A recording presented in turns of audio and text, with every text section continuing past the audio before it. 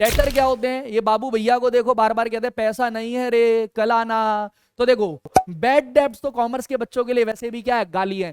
ठीक है, गाली के तौर पर यूज किया जाता है। कैंडिड वे में बोल रहा हूं, बच्चों देख रहे हो, ओ स्त्री कल आना यानी ओ क्रेडिटर कल आना, है ना भाई? पैसा देना है तो बंदे लटका देना कि कल आना कल आना। ठीक, तो हेलो मेरे प्यारे बच्चों, आशा करता हूं, मैं उम्मीद करता हूं कि आप लोग बहुत अच्छे होंगे और मन लगा के पढ़ाई कर रहे होंगे। आज मेरे प्यारे बच्चों एक नया चैप्टर लेके आ गए हैं हम, 11th क्लास का basic accounting terms.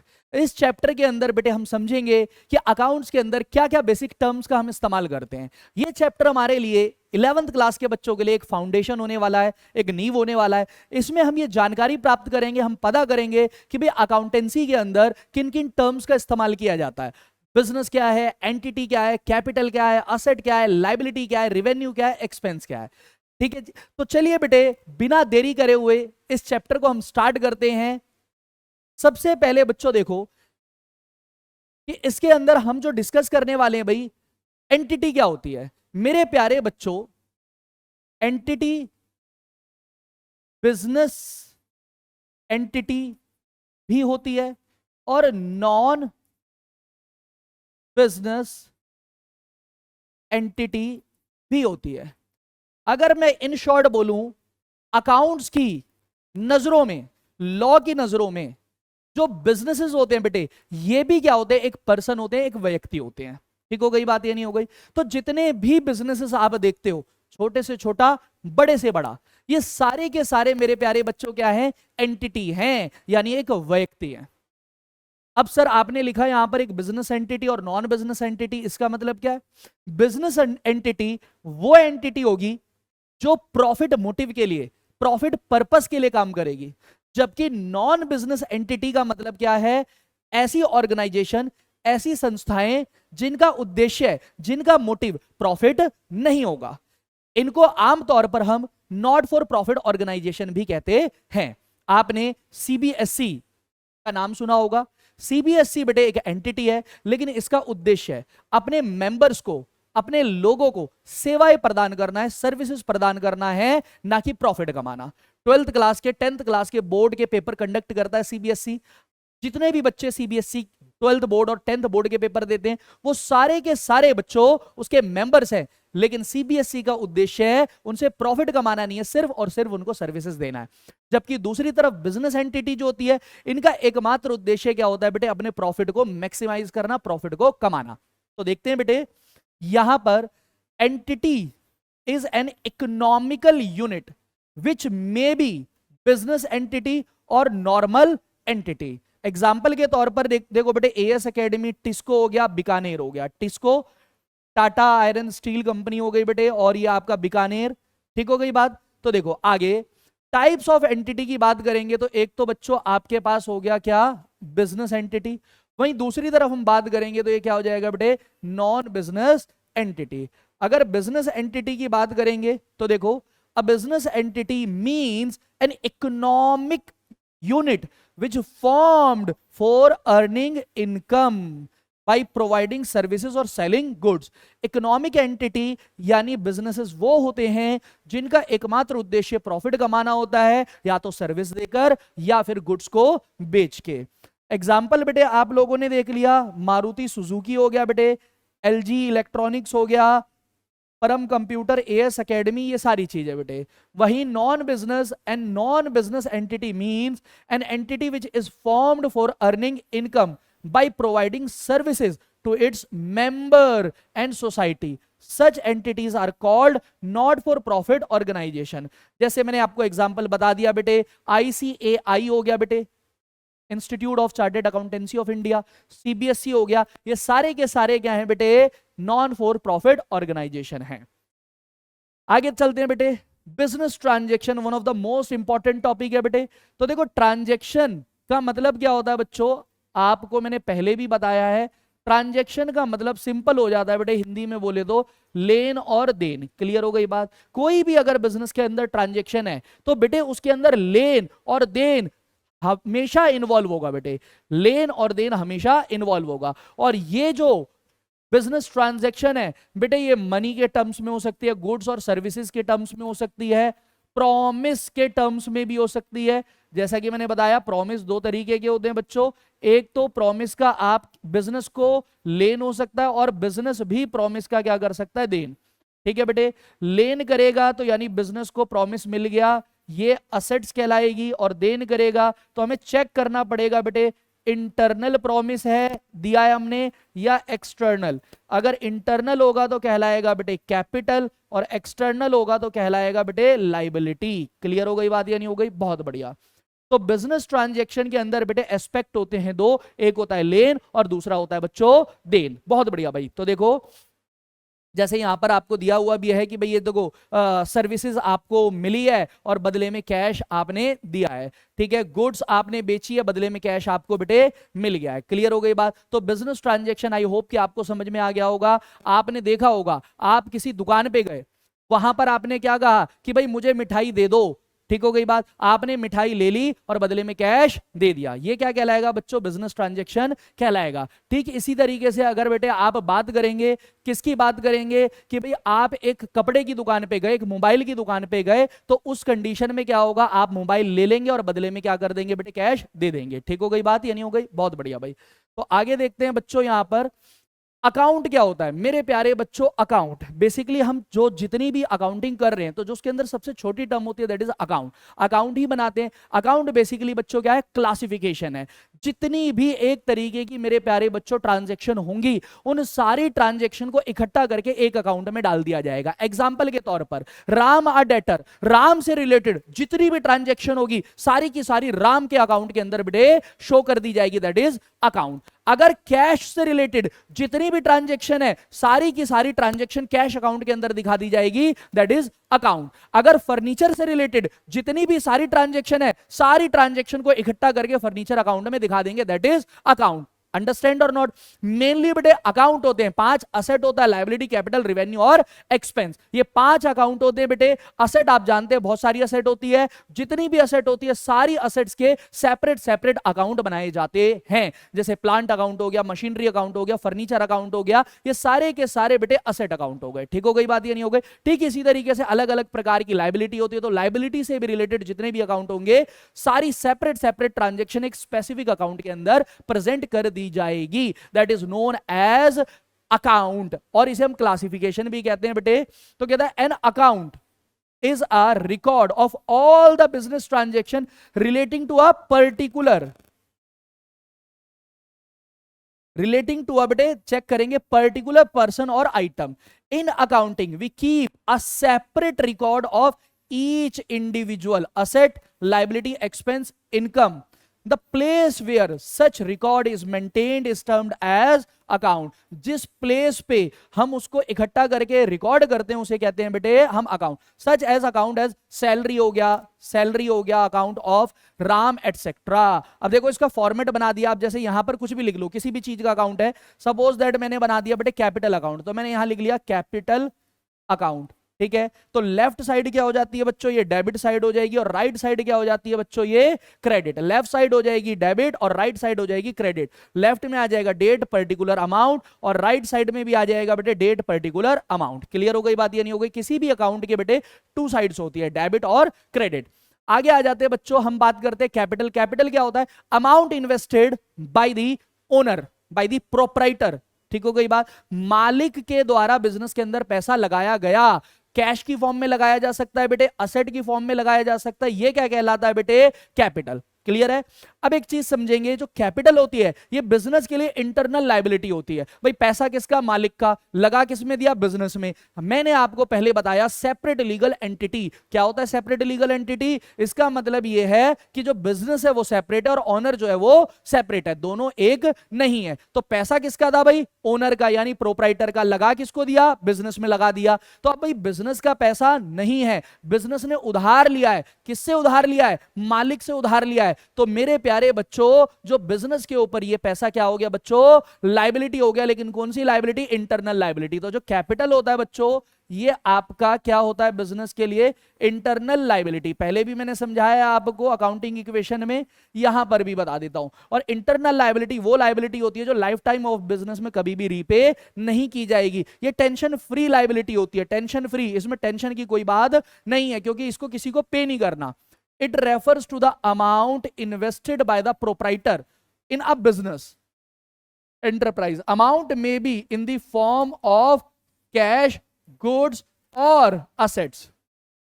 For the firm it is a liability, ये liability है towards the proprietor, proprietor के प्रति। This is so because the proprietor is distinct, distinct मतलब क्या है बेटे, अलग, अलग है, अलग from the business. Capital is with the help of which goods and assets are purchased in the business. मेरे प्यारे बच्चों, कैपिटल के पैसे से ही बिजनेस के अंदर प्लांट खरीदा जाता है, मशीनरी खरीदा जाती है, फर्नीचर खरीदा जाता है और गुड्स खरीदी जाती है।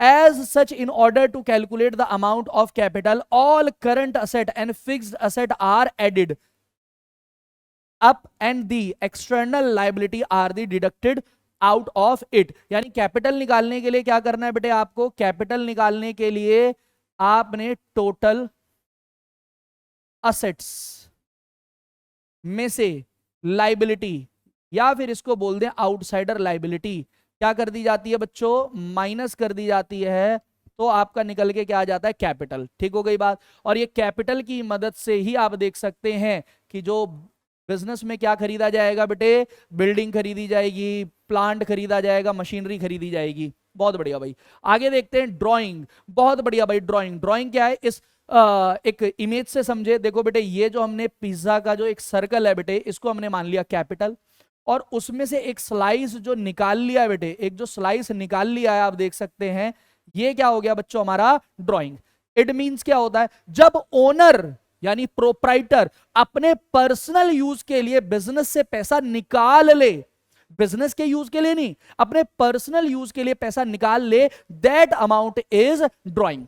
और ये जो ड्राइंग है बेटे, ये in the form of cash भी हो सकता है या गुड्स भी हो सकती है। वो गुड्स भी बिजनेस से निकाल सकता है, वॉल्यूम ऑफ गुड्स, या फिर कैश भी निकाल सकता है प्रोप्राइटर अपने पर्सनल यूज के लिए, not for the business purpose. Any cash और वैल्यू ऑफ गुड्स, देखें, कैश और value of goods withdrawn by the owner for personal use और एनी प्राइवेट यूज और any private payment made out of the business found are called drawing. इसको क्या कहा जाता है बेटे, ड्राइंग कहा जाता है। मान लो ओनर ने, राम ने क्या किया, बिजनेस से पैसा निकालकर कार खरीद ली पर्सनल यूज के लिए, ये ड्राइंग कहलाएगा बेटे। अगर ओनर ने अपने रहने के लिए जिस बिल्डिंग में वो रहता है उसका रेंट बिजनेस से पे कर दिया, ये भी क्या कहलाएगा, ड्राइंग कहलाएगा। अगर ओनर ने अपनी इनकम के ऊपर टैक्स पे कर दिया बिजनेस के पैसे से, that is also called drawing. Clear हो गई बात, ये नहीं हो गई? बहुत बढ़िया बेटे। आगे देखते हैं बच्चों, लाइबिलिटी। मेरे प्यारे बच्चों, ये जो लाइबिलिटी है बेटे, लाइबिलिटी को निकालने का फॉर्मूला देखो, सिंपल क्या है भाई,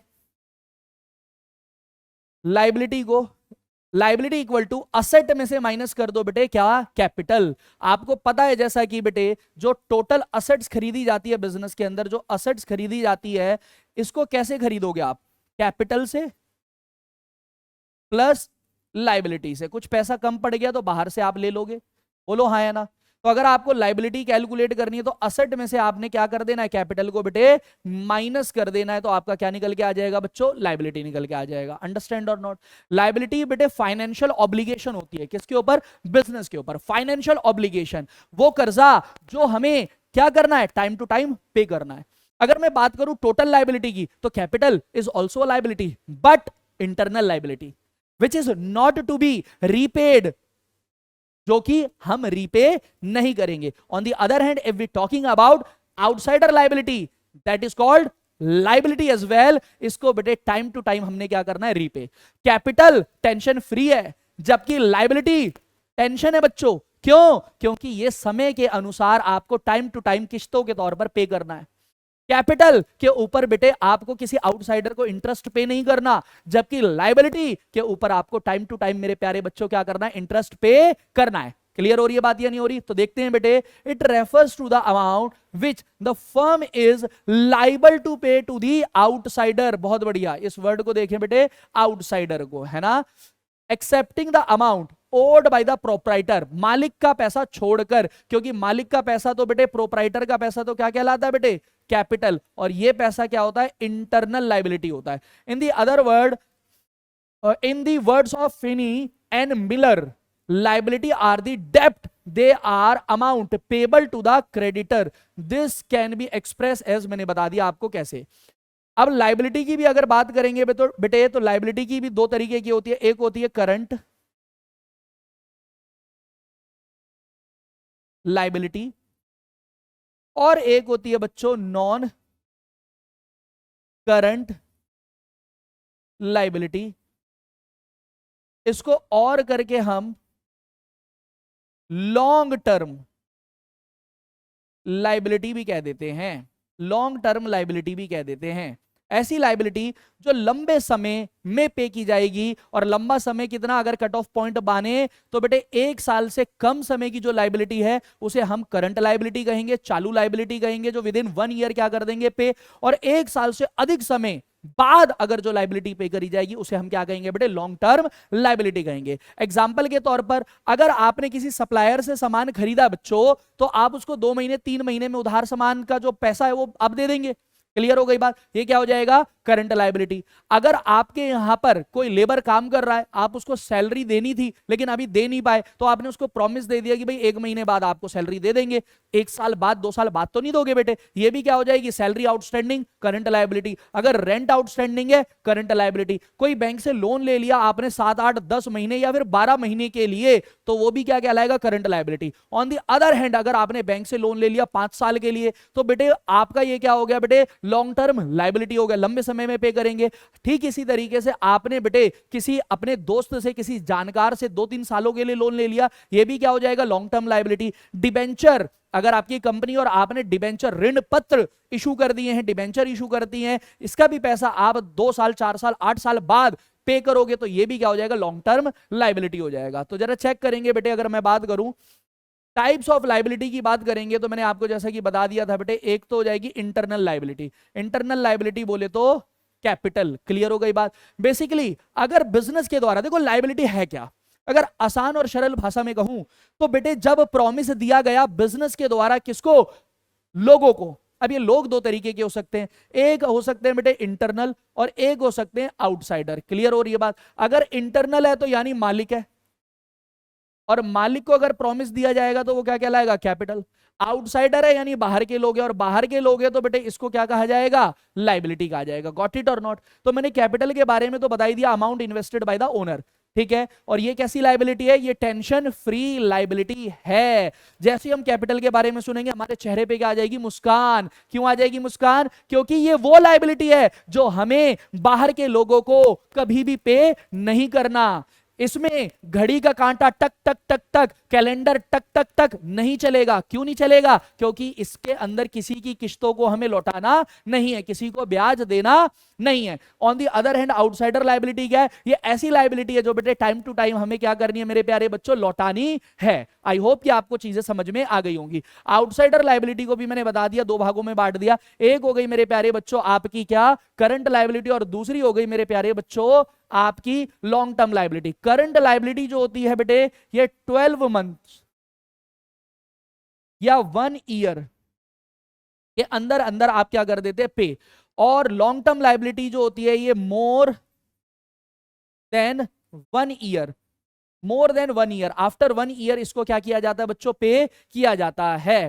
ठीक हो गई बात? अब आ जाओ बेटे असेट्स की बात करते हैं। असेट क्या है? असेट वो रिसोर्सेज हैं, वो प्रॉपर्टी है बिजनेस की, जिसकी मदद से, जिसकी हेल्प से business production of goods and services बेटे करता है। क्लियर हो गई बात या नहीं हो गई? और अगर असेट की भी बात करें तो मेरे प्यारे बच्चों, बिना असेट के बिजनेस की कोई आइडेंटिटी नहीं है। क्लियर हो गई बात? आप असेट को देख के बता सकते हैं ये किस टाइप का बिजनेस है। अगर आपको मेरे प्यारे बच्चों क्या करना है, होम अप्लायंसेस खरीदने हैं, तो आप कहां जाएंगे बेटे, आप क्रोमा के शोरूम में जाएंगे। आप कहां जाएंगे, आप जाएंगे मेरे प्यारे बच्चों विशाल मेगा मार्ट में जाएंगे। क्लियर हो गई बात, जब आपको कपड़े वगैरह खरीदने हैं। वहीं अगर आपको क्या चाहिए बेटे, ग्रोसरी का सामान चाहिए, तो आप कहां जाएंगे, बीकेडी में जाएंगे या मोर मेगा स्टोर में जाएंगे, तो वहां पर आपको चीजें देख के पता चल जाएगा कि ये किस चीज का स्टोर है। अगर आपको मेरे प्यारे बच्चों बाल कटवाने हैं तो आप सैलून में जाएंगे, वहां पर चेयर्स लगी हुई हैं, वहां पर मिरर लगा हुआ है, ये सारी चीजें क्या हैं बेटे, वहां की असेट्स हैं। क्लियर है? तो देखो असेट्स क्या होती है, asset are the valuable things person or business own, these can be used now or in the future, या तो उसको अभी इस्तेमाल करोगे या फ्यूचर में, अर्न मनी पैसा कमाने के लिए, और run a business. Common example of asset include cash होता है, लैंड होता है, बिल्डिंग होता है, मशीनरी होता है, फर्नीचर होता है, and goods for sale, stock. Asset are important because they help in daily operation. मेरे प्यारे बच्चों, अगर आपके पास असेट नहीं है तो क्या आप बिजनेस कर पाओगे? नहीं कर पाओगे। क्लियर हो गई बात? ये नहीं हो गई? अगर मुझे ये आपको सर्विस देनी है, मुझे क्लास ये रिकॉर्ड करनी है, तो जब तक मेरे पास कैमरा नहीं होगा, मेरे पास डिजिटल बोर्ड नहीं होगा, मेरे पास कंप्यूटर नहीं होगा, मेरे पास बेटे ये फैन लाइटिंग एसी नहीं होगी, माइक नहीं होगा, तो क्या मेरे प्यारे बच्चों मैं आपको क्लासेस दे पाऊंगा? नहीं दे पाऊंगा। तो ये सारी चीजें क्या हो गई बेटे, असेट्स हो गई। बहुत बढ़िया। And provide future benefits in accounting, asset are shown on the left side of the balance sheet, are divided into fixed and current asset based on how long they are used. बेटे asset भी दो तरीके की होती है, एक fixed asset होती है और एक करंट असेट्स होती है। देख सकते हैं ये बिल्डिंग हो गई बेटे, ये ट्रांसपोर्टेशन हो गया, कार हो गया, ये कैश बैंक गोल्ड हो गया बेटे, और ये मशीनरी हो गई। आगे देखते हैं, अगर टाइप ऑफ असेट की बात करें तो बेटे असेट्स को हम तीन भागों में बांट सकते हैं। देखो एक तो हो गई बेटे करंट असेट, एक हो गई मेरे प्यारे बच्चों नॉन करंट असेट, इसको हम फिक्स्ड असेट भी कह देंगे बेटे। वैसे फंडामेंटल डिफरेंस होता है फिक्स्ड असेट और नॉन करंट असेट में, लेकिन अभी के लिए आप समझ लो कि भाई नॉन करंट असेट और फिक्स्ड असेट क्या सेम है। फिर एक हो गया फिक्टिशियस असेट, ये मेरे प्यारे बच्चों आपके एग्जाम में 1000% आएगा ही आएगा, फिक्टिशियस असेट। क्लियर हो गई बात? अगर देखो नॉन करंट असेट की भी बात करेंगे तो इसके अंदर भी फर्दर दो भागों में बांटा जा सकता है, टेंजिबल असेट और इंटेंजिबल असेट। क्लियर है? देखो, और ये इतना इंपॉर्टेंट टॉपिक है, इतना इंपॉर्टेंट टॉपिक है कि ये आपके एग्जाम में, यूनिट टेस्ट में भी और फाइनल एग्जाम में बेटे इसकी पूरी संभावना आएगा ही आएगा। इनके बगैर आपका पेपर कंप्लीट ही नहीं हो सकता, ये मेरी गारंटी है, आपके एग्जाम में जरूर आएगा।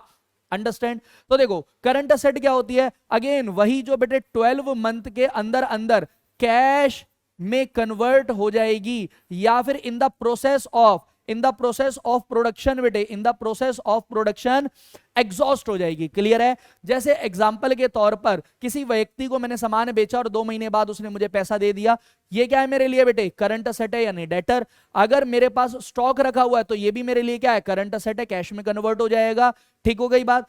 आप देखो उसके बाद non current asset, non current asset ऐसी असेट होती है जो बेटे सालों साल चलती है, ईयर आफ्टर ईयर, सालों साल चलेगी। क्लियर हो गई बात? इसमें एक होती है tangible asset, tangible asset are those asset which can be seen and touch, जिसको छुआ जा सकता है, जिसको देखा जा सकता है, ये क्या कहलाएगी, टेंजिबल असेट। वहीं इंटेंजिबल असेट क्या होती है, विच can not B seen and can not be touch, जिसको ना तो छुआ जा सकता ना देखा जा सकता। एग्जांपल के तौर पर गुडविल हो गया, पेटेंट हो गया, कॉपीराइट हो गया, ट्रेडमार्क हो गया, ये सारे के सारे क्या है बेटे, इंटेंजिबल असेट है। वहीं अगर बात करूं टेंजिबल असेट की, विच can be seen and touch, जिसको देखा जा सकता है, जिसको छुआ जा सकता है और जिसकी फिजिकल एग्जिस्टेंस होती है, प्लांट हो गया, मशीनरी हो गया, फर्नीचर हो गया, ये बिल्डिंग हो गई, ये सारे के सारे क्या हैं बेटे, आपके टेंजिबल असेट हैं। वहीं बात करेंगे फिक्टिशियस असेट्स की, फिक्टिशियस असेट्स वो असेट होती है जो एक्चुअल में असेट नहीं है, ये मेरे प्यारे बच्चों ये एक्यूमुलेटेड लॉसेज हैं, एक्यूमुलेटेड लॉसेज हैं। ये आपकी क्या नहीं है, asset. It is neither tangible asset nor intangible asset, ना तो टेंजिबल असेट है और ना ही इंटेंजिबल असेट है, बट एक्यूमुलेटेड लॉसेज है, इकट्ठा किया हुआ लॉस है जो अभी तक आपने बेटे खत्म नहीं किया, राइट ऑफ नहीं किया। अंडरस्टैंड और नॉट? इसको डिटेल में पढ़ते हैं, देखो जरा। अगर मैं बात करूं नॉन करंट असेट की, तो कहता है जी non current asset refer to those assets which are held for continued use in the business. Continued use, लगातार इस्तेमाल होता रहेगा बेटे, उसे हम क्या कहते हैं, नॉन करंट असेट या फिर फिक्स्ड असेट। ठीक है, in the process of production goods और services and are not meant for sale. और इसको बेटे बेचने के पर्पज से बिजनेस में नहीं लगाते। अगर एक मान लो कपड़े सिलने वाली फर्म है, कपड़े का सिलने का काम करती है, उसने सिलाई मशीन लगा रखी है, तो आप मुझे बताओ वो उस सिलाई मशीन से सिलकर कपड़े बेचेंगे या सिलाई मशीन बेचेंगे? अंडरस्टैंड और नॉट? हाँ जी, तो ये क्या हो गई बेटे आपकी नॉन करंट असेट। एग्जाम्पल क्या हो गया, लैंड हो गया, बिल्डिंग हो गया, मशीनरी हो गया, कंप्यूटर हो गया और फर्नीचर। वहीं हम बात करें बेटे नॉन करंट असेट के फर्दर दो पार्ट हो जाते हैं। एक हो जाता है tangible asset, tangible asset which can be seen and touch. Tangible asset are those assets which can be seen and can be touch. In other word, दूसरे वर्ड्स में कहें, which have a physical existence, physical existence है, such as land, building, plant and machinery. क्या आप land, building, plant, machinery को देख सकते हैं या नहीं देख सकते? बिल्कुल देख सकते हैं। तो ये आपकी क्या हो गई बेटे, ये आपकी हो गई tangible asset which can be seen and touch. Understand? आगे देखो इंटेंजिबल असेट। इंटेंजिबल असेट क्या है बेटे, विच can not B seen and touch. Intangible asset are those assets which do not have a physical existence and thus can not be seen और felt. ना तो उसको छुआ जा सकता है और ना ही देखा जा सकता है। एग्जाम्पल मैंने बता दिया बेटे, गुडविल हो गया, पेटेंट्स हो गया, ट्रेडमार्क हो गया, कंप्यूटर सॉफ्टवेयर हो गया, एटसेट्रा। मेरे प्यारे बच्चों, आपने कोका कोला अपनी जिंदगी में जरूर पी होगी। कोका कोला का बेटे, कोका कोला को बनाने का एक फॉर्मूला है जो अमेरिका के अंदर मेरे प्यारे बच्चों एक लॉकर के अंदर रखा हुआ है। ठीक हो गई बात? तो जो उसका फॉर्मूला है मेरे प्यारे बच्चों, उन्होंने पेटेंट करवा रखा है और ये कोका कोला कंपनी के लिए क्या है, इंटेंजिबल असेट है। ठीक इसी तरीके से आपने केएफसी का सुना होगा बेटे, केएफसी वालों ने अपनी एक रेसिपी बना रखी है बेटे, और वो उन्होंने क्या करा रखी है, पेटेंट करा रखी है मेरे बच्चों, और वो केएफसी वालों के लिए क्या हो गई, इंटेंजिबल असेट। ठीक इसी तरीके से केएफसी वाले या कोका कोला वालों के पास अपने प्लांट है, मशीनें हैं जिससे वो प्रोडक्शन करते हैं, लैंड है, ये सारी की सारी चीजें उनके लिए क्या बेटे, टेंजिबल असेट। अंडरस्टैंड? बहुत बढ़िया। उसके बाद आ जाओ बेटे, हम बात कर रहे हैं किसकी, करंट असेट की। करंट असेट, करंट असेट क्या है भाई, current asset include cash and other assets or resources commonly identify as those which are reasonable expected to be realized in cash or sold or consumed during the normal operation cycle of business। normal operation cycle usually एक साल की होती है बेटे। उस दौरान के अंदर जिन चीजों का इस्तेमाल हो जाएगा, जो चीजें खत्म हो जाएंगी, जो चीजें कैश में कन्वर्ट हो जाएंगी, वो सारी की सारी चीजें मेरे प्यारे बच्चों क्या कहलाती हैं, करंट असेट कहलाती हैं। वहीं अगर बात करें फिक्टिशियस असेट्स, बेटे फिक्टिशियस असेट्स आपका, ये सारी चीजें आपकी बहुत इंपॉर्टेंट है, ये सारी चीजें, लेकिन मैंने फिक्टिशियस असेट्स को स्पेसिफिकली बता दिया। इसमें से आपके पेपर में जरूर आएगा, टेस्ट में भी जरूर आएगा। These are the assets which can not be realised cash, no further benefit can be derived from these assets. कोई भी बेनिफिट आप इससे हासिल नहीं कर सकते, क्योंकि मैंने बताया ये आपकी असेट नहीं है बेटे, ये आपके क्या है, एक्यूमुलेटेड लॉसेस हैं। Such asset include debit balance of profit and loss account. अब डेबिट बैलेंस का मतलब क्या है, मैंने बताया आपको all expense losses are debit. ये डेबिट बैलेंस है, यानी मेरे बच्चों इसका मतलब ये एक्यूमुलेटेड लॉसेस है, एक्यूमुलेटेड लॉसेस है। अंडरस्टैंड और not? And the expenditure not yet return of such as advertisement expense. Advertisement expense, ऐसा खर्चा, आप देखो एडवर्टीजमेंट एक्सपेंस क्या होता है, एडवर्टीजमेंट आपने करवा ली, लेकिन आपने सारा पेमेंट इन फ्रंट दे दिया, उसका बेनिफिट जो मिलने वाला है एडवर्टीजमेंट का, वो 3 साल 4 साल तक मिलेगा। तो आपके पास ये ऑप्शन होता है कि आप उस सारे एक्सपेंस को एक फाइनेंशियल ईयर के अंदर खत्म ना करके, राइट ऑफ ना करके, आने वाले 4 सालों के अंदर बेटे राइट ऑफ करेंगे। अंडरस्टैंड और नॉट? अब मान लो 1 साल निकल चुका है, तो 1 साल का एक्सपेंस तो आपने क्या कर दिया है, राइट ऑफ कर दिया। बाकी का जो बचा हुआ एक्सपेंस है वो मेरे प्यारे बच्चों आप क्या करेंगे, 3 सालों के अंदर राइट ऑफ करेंगे। उसे भी हम क्या कहते हैं, एक्यूमुलेटेड लॉस कहते हैं, यानी आपका फिक्टिशियस असेट। वो आपकी असेट नहीं है, वो आपका एक्सपेंस है।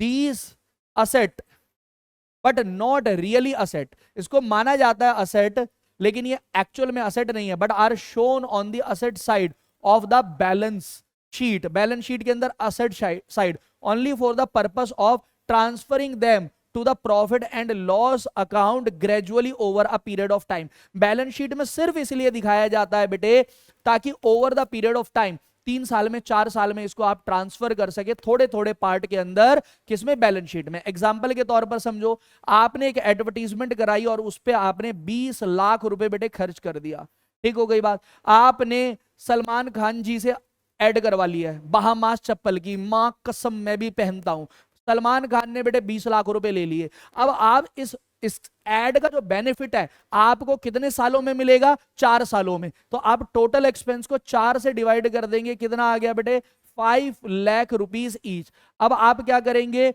4 सालों तक 5-5 लाख रुपए अपने प्रॉफिट एंड लॉस अकाउंट के अंदर बेटे ट्रांसफर करेंगे। पहले साल में 5 लाख रुपए आपने दिखा दिया, 20 लाख नहीं एक्सपेंस मानेंगे, पहले साल हुआ 20 लाख है लेकिन एक्सपेंस आप 5 लाख मानेंगे, और बाकी का 15 लाख आप असेट साइड में बैलेंस शीट में दिखा देंगे।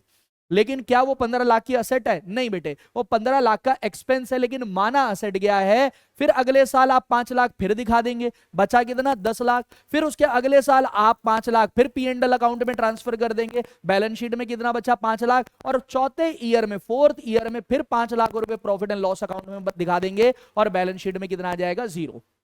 आई होप कि आपको यह समझ में आ गया होगा फिक्टिशियस असेट्स। अब आ जाते हैं रिसिप्ट, बड़ा इंपॉर्टेंट है बेटे। रिसिप्ट क्या होती है बच्चों, देखो रिसिप्ट का मतलब होता है, ये देखो बिजनेस के अंदर पैसा क्या हो रहा है बेटे, प्राप्त हो रहा है, मिल रहा है, इसे हम क्या कहते हैं, रिसिप्ट। अंडरस्टैंड, जब भी बिजनेस के अंदर पैसा आया ये रिसिप्ट है। लेकिन बेटे आप इस चीज को समझे कि अगर पैसा आया तो हर बार वो कमाई नहीं है। क्लियर हो गई बात। तो इसी बेसिस पे हम रिसिप्ट को 2 भागों में बांट सकते हैं। एक हो गया बच्चों आपका revenue receipt. Revenue receipt business की क्या होती है बेटे, कमाई होती है, इनकम होती है, इनकम कह सकते हैं हम। वहीं दूसरी तरफ आप कह सकते हैं कैपिटल रिसिप्ट। ये कैपिटल रिसिप्ट बेटे बिजनेस की कमाई नहीं है, ये बिजनेस की कमाई नहीं है। क्लियर हो गई बात, ये असेट और लायबिलिटी को इंपैक्ट करेगी। ठीक है, इसको समझते हैं, चलिए आइए।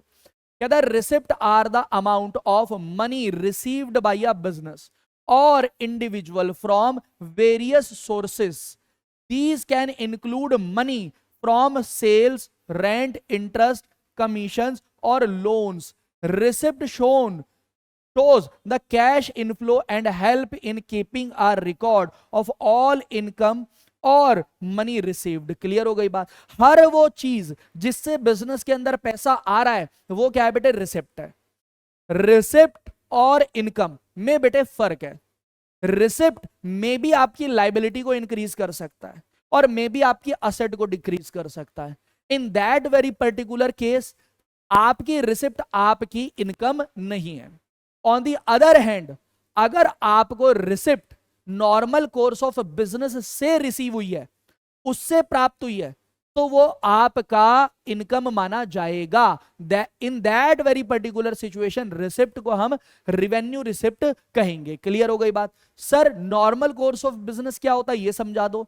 मेरे प्यारे बच्चों, नॉर्मल कोर्स ऑफ बिजनेस का मतलब यह है कि एक बिजनेस जिस चीज का काम कर रहा है अगर उस काम को करके वो पैसा प्राप्त कर रहा है तो ये नॉर्मल कोर्स ऑफ बिजनेस है। एग्जाम्पल के तौर पर एप्पल की कंपनी मोबाइल फोन बेचकर जो पैसा कमाएगी उसे हम क्या कहेंगे बेटे, रिवेन्यू रिसिप्ट, यानी वो उनका नॉर्मल कोर्स ऑफ बिजनेस हो गया। ठीक इसी तरीके से मैकडोनाल्ड्स अगर बर्गर बेच के, पिज्जा हट पिज्जा बेच के अगर पैसा कमा रहा है तो ये उनका नॉर्मल कोर्स ऑफ बिजनेस है। आई होप कि आपको चीजें समझ आ गई होगी। लेकिन ओवर द पीरियड ऐसा भी हो सकता है कि जो आपका मैकडोनाल्ड्स है उनकी कोई मशीन खराब हो गई हो और उस मशीन को उन्होंने बेच दिया, और उस मशीन को बेचने से जो उनके पास पैसा आया ये नॉर्मल कोर्स ऑफ बिजनेस नहीं है। क्यों? क्योंकि ये मैकडोनाल्ड्स वालों का काम ही नहीं है। ये तो मेरे प्यारे बच्चों नॉन रिकरिंग नेचर ट्रांजैक्शन हो गई, ऐसी ट्रांजैक्शन जो उन्होंने कभी कभी करनी है, जबकि बर्गर उन्होंने डेली बेचने हैं, जबकि पिज्जा हट को पिज्जा डेली बेचने हैं। नॉर्मल कोर्स ऑफ बिजनेस की जो ट्रांजैक्शन होती है ये रिकरिंग इन नेचर होती है, यानी बार बार रिपीट होने वाली होती है। जबकि आपकी जो कैपिटल नेचर की ट्रांजैक्शन होती है, कैपिटल नेचर का रिसिप्ट होता है, ये कभी कभी किया जाता है। मान लो मैकडोनाल्ड्स को एक नई ब्रांच खोलनी है, इसके लिए उन्हें कैपिटल की जरूरत है, पैसे की जरूरत है, इसके लिए उन्होंने बैंक से लोन ले लिया, तो क्या बिजनेस के अंदर पैसा आ गया या नहीं आ गया? बिल्कुल आ गया। तो क्या ये रिसिप्ट है या नहीं है? बिल्कुल रिसिप्ट है। लेकिन क्या ये उनकी कमाई है? नहीं। क्या ये रिकरिंग इन नेचर है? क्या मैकडोनाल्ड्स वाले डेली बैंक से जाके लोन लेंगे? नहीं मेरे प्यारे बच्चों। यहां जो उन्होंने रिसिप्ट करी है, ये नॉर्मल कोर्स ऑफ बिजनेस की रिसिप्ट नहीं है, तो ये कैपिटल नेचर की रिसिप्ट है। अंडरस्टैंड और नॉट? पता ये चला कि जो आपकी रेवेन्यू नेचर की रिसिप्ट है, ये आपकी कमाई है, जबकि कैपिटल नेचर की रिसिप्ट आपकी कमाई नहीं है। रेवेन्यू नेचर की रिसिप्ट आपके प्रॉफिट एंड लॉस अकाउंट को इंपैक्ट करेगी, जबकि कैपिटल नेचर की रिसिप्ट आपकी बैलेंस शीट को इंपैक्ट करेगी। अंडरस्टैंड? ये आपकी असेट को बढ़ा देगी या आपकी असेट को बढ़ा देगी, या आपकी लाइबिलिटी को क्या कर देगी बेटे, सॉरी, या आपकी असेट को घटा देगी या आपकी लाइबिलिटी को बेटे बढ़ा देगी। क्लियर हो गई बात या नहीं हो गई? बहुत बढ़िया। तो इसको हम समझ लेते हैं बच्चों। मैंने बता दिया टाइप्स ऑफ रिसिप्ट। यहां पर देखो, एक तो हमने ले लिया बेटे कैपिटल रिसिप्ट। तो कैपिटल रिसिप्ट मैंने बता दिया, कैपिटल रिसिप्ट दो तरीके से आएगी।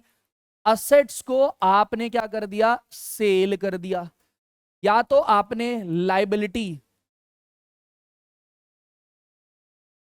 लाइबिलिटी इंक्रीज कर दी, ठीक है, यानी लोन ले लिया आपने, ऐसा। तो देखो, capital receipts are the income received by selling asset or through loans. These receipt either create, यहां देखिए आइदर मतलब या तो create liability or reduce asset, ठीक है, या तो लाइबिलिटी को बेटे बढ़ा देंगे या असेट को क्या करेंगे? घटा देंगे। अंडरस्टैंड और not? And are not used for daily expenses. ये डेली एक्सपेंसेस के लिए नहीं होती है, but for long term purpose, ये लॉन्ग टर्म पर्पस के लिए होते हैं, और ये बिजनेस की कमाई नहीं होती। रिवेन्यू रिसिप्ट जो होता है बेटे, मैंने बता दिया आप लोगों को, ये बिजनेस की क्या होती है? कमाई होती है बेटे, बिजनेस की कमाई, और नॉर्मल कोर्स ऑफ बिजनेस से आती है।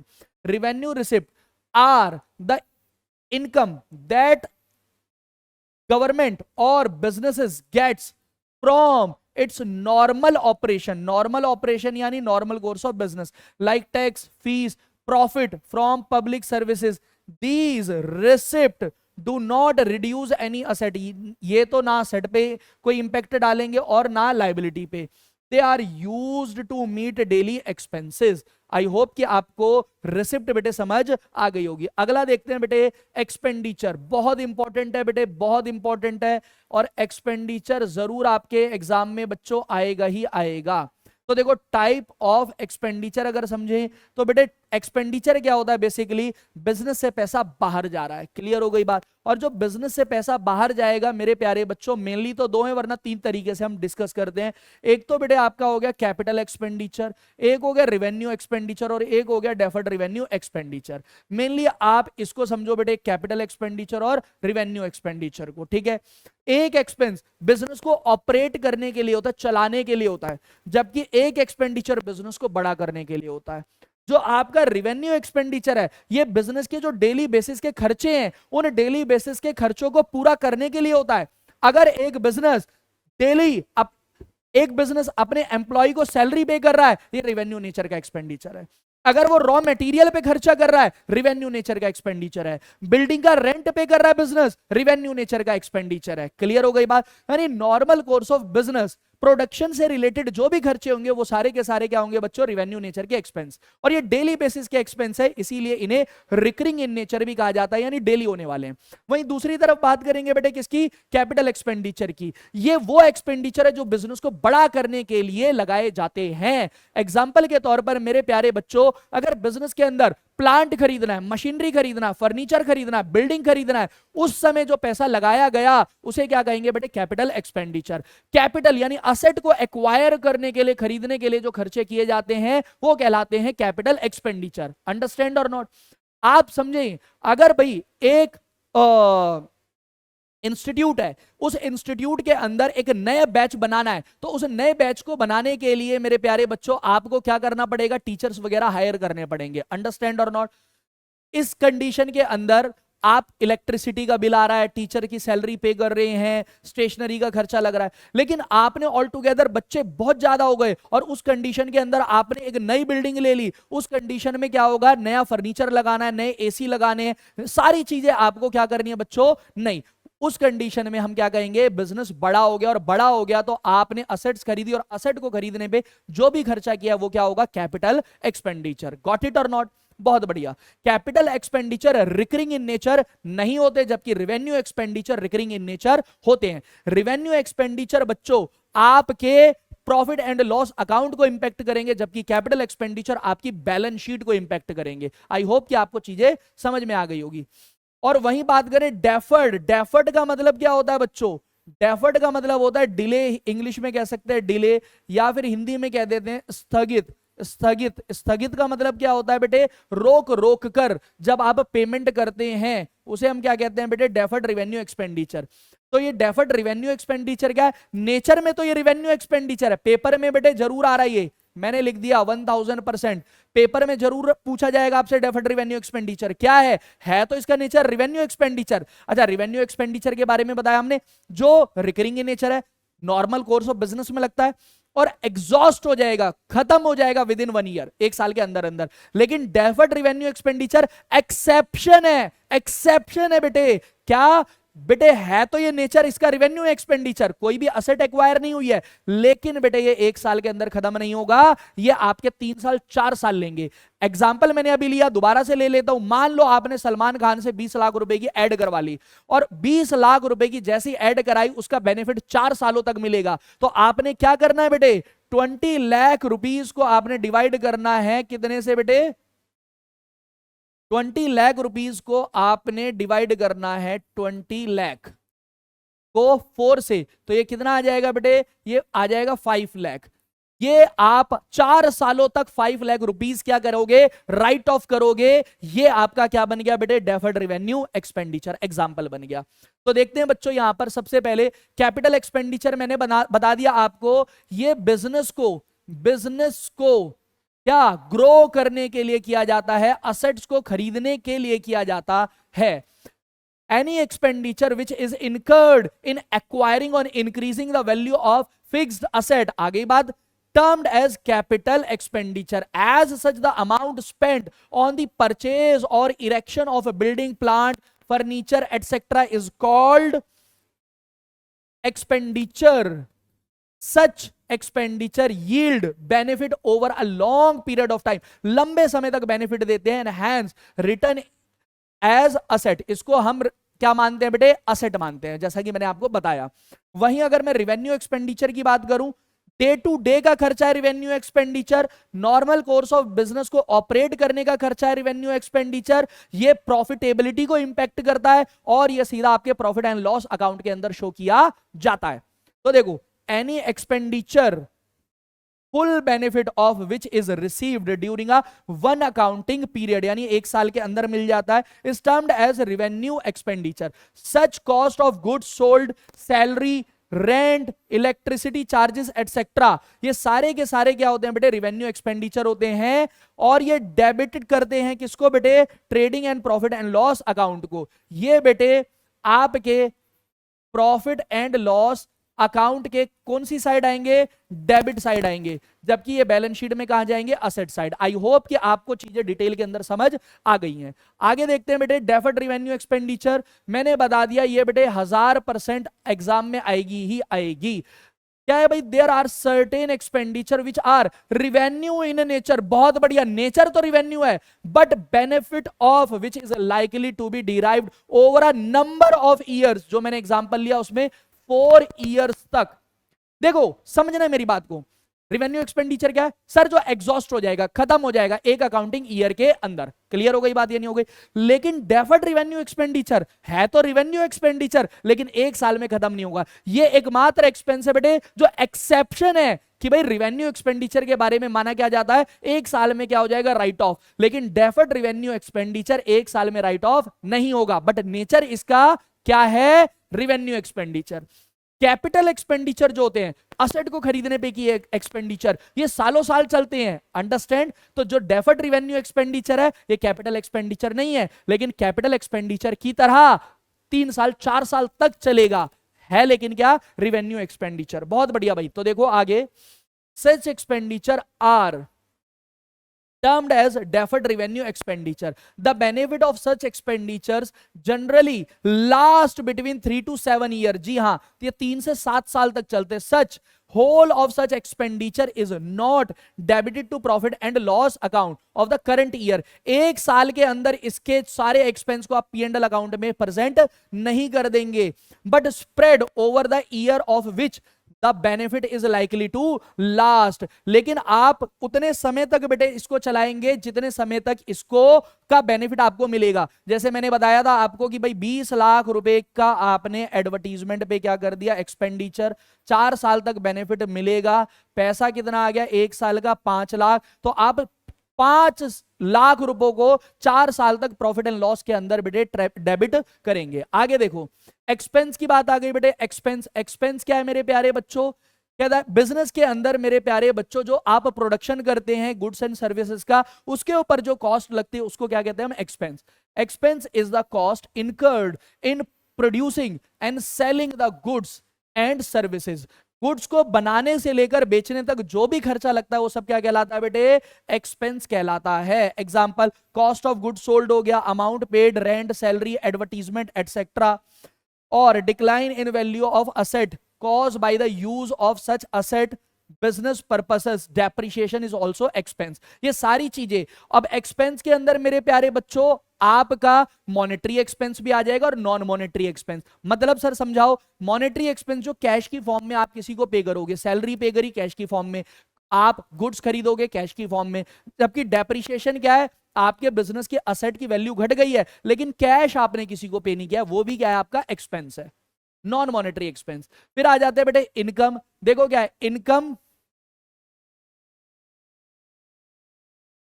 कहते हैं income is difference from revenue, amount received from sale of goods is called revenue and the cost of goods sold is called expense. Surplus of revenue over expense is called income. तो आप देख सकते हैं बच्चों यहां पर simple सा क्या है भाई, यहां पर आप देख सकते हैं कि भाई ये जो आपकी इनकम है कैसे निकल गई, रेवेन्यू में से माइनस कर दो आप किसको बच्चों, एक्सपेंस को। ठीक है बेटे, आगे देखते हैं प्रॉफिट क्या होता है बेटे। It is the excess, excess मतलब ज्यादा, एक्सेस का मतलब ज्यादा, of the total revenue over the total expense of business enterprise for an accounting period. Profit increase the investment of the owner, यानी बेसिकली प्रॉफिट जो है वो कैपिटल को क्या कर देता है बच्चों, इंक्रीज कर देता है। अंडरस्टैंड और नॉट, कैपिटल को क्या कर देता है बच्चों, इंक्रीज कर देता है। ठीक है बेटे, तो देखो एक चीज ध्यान रखना बेटे, एक तरफ है आपका इनकम, इनकम क्या है, रिवेन्यू माइनस एक्सपेंस। रिवेन्यू मतलब नॉर्मल कोर्स ऑफ बिजनेस से जो प्राप्त किया है, जबकि अगर प्रॉफिट की बात करें इसके अंदर टोटल रिवेन्यू की बात हो रही। टोटल रिवेन्यू क्या, एक तो जो बिजनेस के नॉर्मल कोर्स ऑफ बिजनेस से आपने प्राप्त किया है। एग्जांपल के तौर पर ऐसे समझे कि भाई एक हॉस्पिटल है और हॉस्पिटल के अंदर पेशेंट आते हैं, तो पेशेंट जो अपना भाई ट्रीटमेंट लेते हैं तो उससे जो भी पैसा प्राप्त होता है वो आपका क्या हो गया, नॉर्मल कोर्स ऑफ बिजनेस से प्राप्त होने वाला रिवेन्यू हो गया। लेकिन मान लो कि कोई फर्नीचर एक्स्ट्रा पड़ा हुआ था या कोई असेट खराब हो गई, उसको बेच के जो प्रॉफिट आपने कमा लिया, इससे जो पैसा प्राप्त होगा बेटे ये भी तो बिजनेस की इनकम है, लेकिन ये नॉर्मल कोर्स ऑफ बिजनेस से इनकम प्राप्त नहीं हुई। नॉर्मल कोर्स ऑफ बिजनेस का मतलब जो मेन आपका काम है उससे जो इनकम प्राप्त हुई है। क्लियर हो गई बात, ये नहीं हो गई। वहीं दूसरी तरफ अगर हम बात करेंगे मेरे प्यारे बच्चों, असेट को बेच के जो आपने पैसा प्राप्त कर लिया है वो आपका काम नहीं था, लेकिन हाँ बिजनेस की असेट दी, बेच दिया, प्रॉफिट हो गया, वो बिजनेस का प्रॉफिट है। इन सबको ऐड कर देंगे तो क्या बन जाएगा, टोटल रिवेन्यू। बहुत बढ़िया भाई, आगे देखो बच्चों, गेन की बात करेंगे बेटे। गेन क्या होता है, देखो प्रॉफिट आपको बिजनेस होता है, जबकि गेन क्या होता है बेटे, गेन से आप समझेंगे कि अगर आपने असेट्स को बेच दिया, असेट्स को बेच दिया, हमारा काम नहीं था असेट को बेचने का, लेकिन 1 लाख रुपए की कीमत थी और 1,20,000 रुपए में आपने बेच दिया, तो ये जो 20,000 रुपए का हुआ ये आपका क्या कहलाएगा, गेन कहलाएगा। तो देखो it is the monetary benefit, profit or advantage resulting from event of transaction which are not the operating activity. Oh my god, not the operating activity मतलब क्या हुआ कि बिजनेस का मेन ऑपरेटिंग एक्टिविटी नहीं था of the businesses, but are incidental to business such as sale of fixed asset। Example देखो, sale of asset, winning a court case जीत गए, appreciated in the value of asset। हो सकता है कि जो आपकी असेट की वैल्यू है उसकी मूल्य क्या हो गया होगा बेटे, बढ़ गया होगा किसी भी कारण की वजह से। मान लो आपकी बिल्डिंग थी, वहां सामने से हाईवे निकल गया, रोड कनेक्टिविटी अच्छी हो गई, मेट्रो निकल गई, तो उसकी वैल्यू क्या हो गई, एप्रिशिएट हो गई। अंडरस्टैंड और नॉट? इस तरीके से आपकी असेट की वैल्यू भी क्या हो सकती है, बढ़ सकती है। लेकिन ये आपका मेन ऑपरेशन नहीं था बिजनेस का, मुख्य काम नहीं था बिजनेस का। ठीक हो गई बात? तो ये जो फायदा हुआ है, वैल्यू बढ़ी है, इसे हम क्या कहेंगे बेटे, गेन कहेंगे। आगे एग्जांपल देख लो, if building costing rupees 10 lakh is sold for rupees 12 lakh, तो ये जो 2 लाख रुपए हो गया बेटे will be gain or sale on sale of building. ठीक है बेटे, एग्जांपल से समझ में आ गया होगा। लॉस क्या हो गया बेटे, लॉस अगेन देखो, the term convey two different meaning. First, it convey the result of the business for a period when total expense exceed total revenue। Clear हो गई बात? जब टोटल एक्सपेंस, दो चीजें इंक्लूड है बेटे लॉस में, जब टोटल रिवेन्यू जो है ना वो कम है और जो आपका एक्सपेंस है वो क्या है बेटे, ज्यादा है। यहां देखो बेटे, फॉर एग्जाम्पल इफ रिवेन्यू कितना है बेटे, रिवेन्यू कितना हो गया 2 लाख रुपए एंड एक्सपेंस कितना हो गया 2,40,000, तो जो डिफरेंस है 40,000 का, ये क्या कहलाएगा बच्चों, आपका लॉस कहलाएगा। आई होप कि आपको चीजें समझ में आ गई होंगी। फिर परचेज देख लो, परचेज क्या होता है बच्चों, जब आप क्या करते हो, गुड्स को परचेज करते हो। आप किसको परचेज करते हो, गुड्स। गुड्स परचेज करोगे तो बेटे ये क्या कहलाएगा मेरे प्यारे बच्चों, परचेज।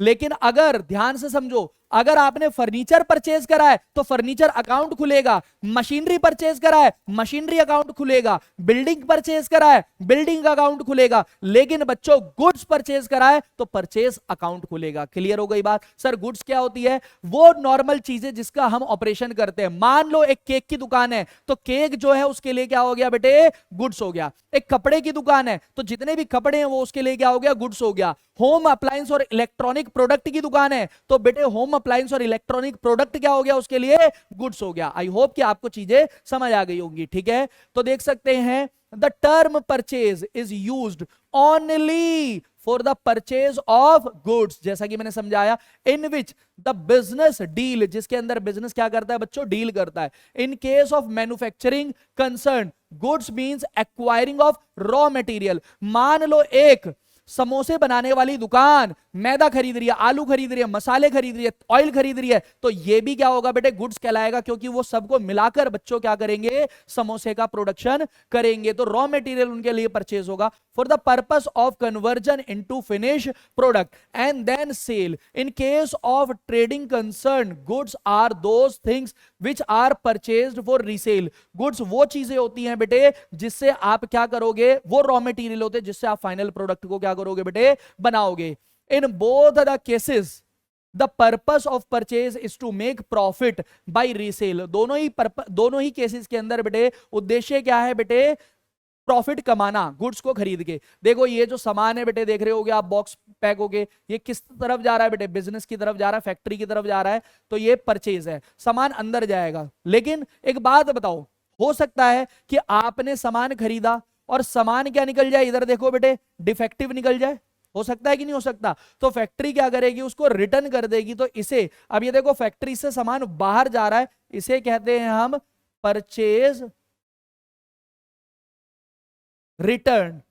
दूसरा, एक बात बताओ, रिटर्न तो हो ही रही है बेटे, और फैक्ट्री से सामान अंदर जा रहा है, बाहर बाहर की तरफ जा रहा है, तो इसे क्या कहेंगे बेटे, आउटवर्ड, रिटर्न आउटवर्ड। क्लियर हो गई बात? तो परचेज रिटर्न बेटे और रिटर्न आउटवर्ड दोनों का ही मतलब क्या है बेटे, सेम।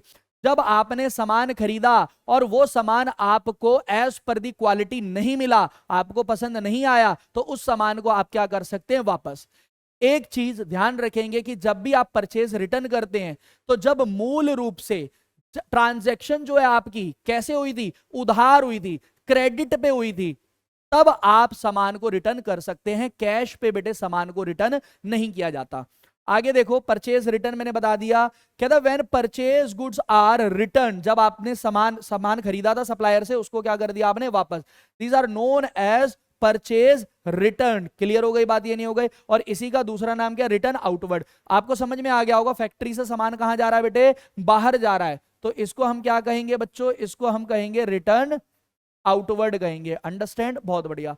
आगे देखो, सेल क्या होती है बेटे, सेल का मतलब क्या होता है, सामान आपने क्या कर दिया, सामान आपने बेच दिया और आपको उससे क्या मिल गया, कैश। अब एक चीज समझना, सेल जो है बेटे दो तरीके से की जा सकती है।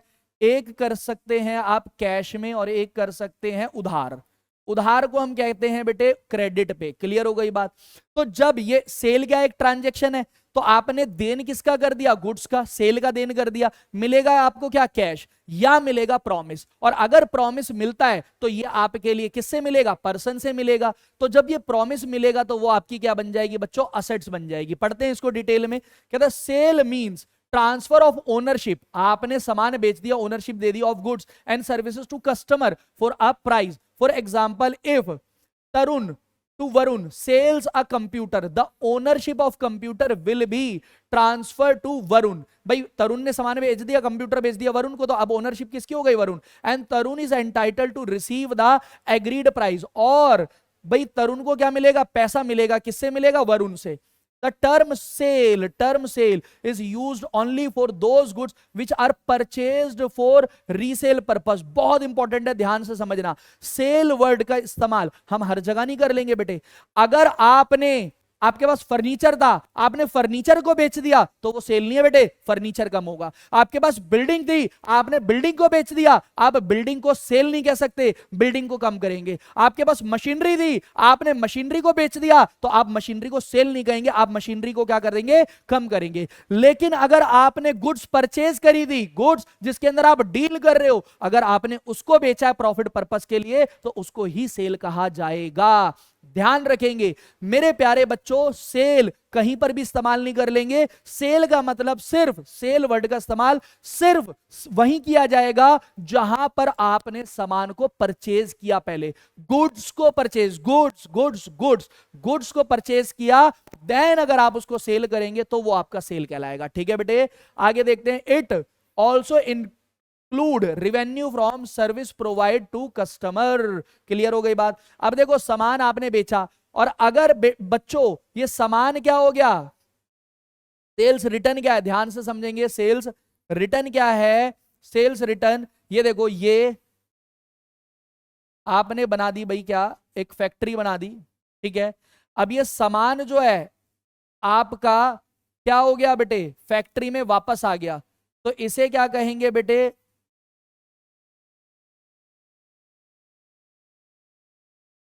सेल्स रिटर्न, या और करके कहेंगे बेटे return inward. Return inward, return inward मतलब बेटे अंदर की तरफ सामान आ गया। क्लियर हो गई बात, ये नहीं हो गई। तो देखो, some customer might return the goods sold to them, these are termed as sales return या रिटर्न इनवर्ड। ठीक है बेटे, ध्यान रखना। अब आ जाओ, गुड्स मैंने बता दिया, गुड्स क्या होती हैं। गुड्स मेरे प्यारे बच्चों वो चीज होती है जिसके अंदर हम बिजनेस क्या करता है, डील करता है। अंडरस्टैंड और नॉट। अगर कोई केक बेचने वाली दुकान है तो केक उसके लिए क्या हो गया, गुड्स हो गया। अगर मैकडोनाल्ड्स की बात करें तो बर्गर क्या हो गया बेटे, गुड्स हो गया। अगर पिज्जा हट की बात करें तो पिज्जा क्या हो गया, गुड्स हो गया। वहीं अगर मेरे प्यारे बच्चों एप्पल मोबाइल कंपनी की बात करेंगे तो जो उनके लैपटॉप है, मोबाइल है, वो क्या हो गए बेटे, गुड्स हो गए। ठीक है, जिसके अंदर डील कर रहे हैं। Goods include all those things which are purchased for resale, जिसको बेचेंगे, which are used for producing the finished product which are also meant to be sold. देख सकते हैं, मोबाइल फोन हो गया, यहां पर बेटे फर्नीचर हो गया, यहां पर क्या कहते हैं ड्राई क्लीनर हो गया, ये फर्नीचर हो गया, ये ग्रोसरी का सामान हो गया, सब क्या है बेटे, गुड्स है। आगे देखो, स्टॉक और स्टॉक इन ट्रेड की अगर बात करते हैं तो देखो, स्टॉक क्या होता है बेटे, बेसिकली समझेंगे। स्टॉक मेरे प्यारे बच्चों पूरे साल में आपने सामान परचेज किया परचेज किया परचेज किया, पूरे साल वो एक्सपेंस था। अंडरस्टैंड। अब 31 मार्च आ गई, 31 मार्च। अब 31 मार्च को आप बिजनेस की परफॉर्मेंस को मेजर करोगे, प्रॉफिट एंड लॉस अकाउंट और बैलेंस शीट बनाओगे। तो 31 मार्च तक जिस सामान को आपने बेच दिया, ठीक हो गई बात, तो वो परचेज का सामान तो क्या हो गया, सेल हो गया। लेकिन जो 31 मार्च को बच गया बेटे, उसे हम क्या कहेंगे, स्टॉक कहेंगे। अंडरस्टैंड और नॉट। और 31 मार्च को वो क्लोजिंग स्टॉक होगा, और सेम अमाउंट 1 अप्रैल नेक्स्ट डे क्या बन जाएगा बेटे, ओपनिंग स्टॉक बन जाएगा। गॉट इट और नॉट। तो जो मैचिंग प्रिंसिपल होता है, आगे मैं आपको वीडियो लेके आऊंगा प्रिंसिपल से रिलेटेड, तब आपको डिटेल में बताऊंगा। The term stock include the value of those goods which are purchased for resale, जिसको खरीदा गया था रीसेल के लिए, and which are lying unsold, आ गई वही बात, unsold at the end of the accounting period, यानी 31 मार्च को क्या रह गई है, अनसोल्ड। ठीक है बेटे, अनसोल्ड देख सकते हैं यहां पर। ये दो तरीके का होता है, एक ओपनिंग स्टॉक होता है यानी जो 1 अप्रैल को होगा बेटे, और एक होता है क्लोजिंग स्टॉक होता है बच्चों, जो आपका 31 मार्च को होगा। आगे देखते हैं बच्चों, इन्वेंट्री। स्टॉक को ही इन्वेंट्री, इसका दूसरा नाम क्या है बच्चों, स्टॉक है। तो देखो, in the case of manufacture there can be opening and closing inventory of 4 types. जी हाँ, 4 टाइप की है, ये आगे आपको काम आएगी बेटे। जब आप कॉस्ट अकाउंटिंग पढ़ेंगे बेटे, तब आपको ये अच्छे से काम आएगी। और आपको 12th क्लास के अंदर भी 3rd बुक के अंदर बेटे ये काम आएगा। Inventory of raw material. Raw material, मान लो जो एक बिजनेस है वो मैन्युफैक्चरिंग बिजनेस है, जिनका काम मेरे प्यारे बच्चों क्या है, गुड्स एंड गुड्स को बनाना है। तो जो रॉ मटेरियल खरीदे, एग्जांपल के तौर पर एक कंपनी है जिसका जींस बनाने का काम है, तो जो उन्होंने जींस बनाने का कपड़ा खरीदा था, जो उन्होंने धागा थ्रेड खरीदा था, जो बटन्स खरीदे थे, ये क्या होगा, रॉ मटेरियल, वो बच जाएगा। उसे क्या कहेंगे बेटे, इन्वेंट्री ऑफ रॉ मटेरियल।